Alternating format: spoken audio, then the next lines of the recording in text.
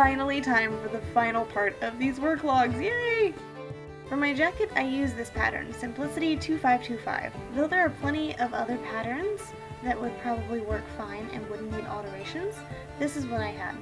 I started by pinning the pattern to my dress form and taking measurements where I would need to extend certain pieces, and then proceeded to trace those pieces onto wrapping paper. And again, you can use whatever paper you have on hand to make patterns. After tracing and cutting that out, I went back to my dress form and folded and made marks until I was happy with how it looked. I bought my pre-quilted cotton from fabric.com and cut most of the pieces on the folded fabric. The one exception to that was the back pieces, for which I unfolded the fabric and cut individually so that I could make the squares line up on the back. After cutting everything out, I made sure to finish the edges for all the pieces to prevent the quilt stitching from coming out on the final product. After putting the jacket together, I added really wide elastic around the ends of the sleeves so that it fit flush to my arm. And then it was time to add the studs. I have two variations on my jackets, ones that I pulled from an old belt and ones that I bought from studsandspikes.com.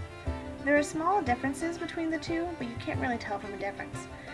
The main variance is the softness of the metal. The ones I bought online were much tougher to bend than the ones that I pulled from the belt, and had to use pliers to get them in. The process of putting these studs gave me very swollen thumbs, so please take care of yourselves when making your Warden cosplays. You already suffer enough having to fight an archdemon and all. For most of my leather accessories, I actually used a method that I learned from a video by the cosplayer Ginny D. So I will link to her video in the description because there's no need to be redundant on that. The one alteration I made to that method was for thinner straps like on my jacket and bracers, where I used interfacing in place of foam, and to punch the holes in my leather, I just put a scrap piece of foam behind it when using my leather hole puncher, and there you go.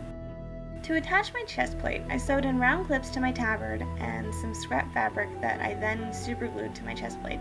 That way I don't have to deal with straps all day. Thank you guys so much for watching my work logs. I hope they helped in some way. I know this last one took a very long time to finish, but it's here now. Please check my social links in the description, and if you feel obliged to throw some coins in my hat, please consider shopping in my Redbubble or donating to my Ko-fi. It'll probably be a long time before I make another work log type video, because these things are honestly really exhausting to make. But I appreciate everyone's comments and subscriptions. Thank you again, and have a wonderful day.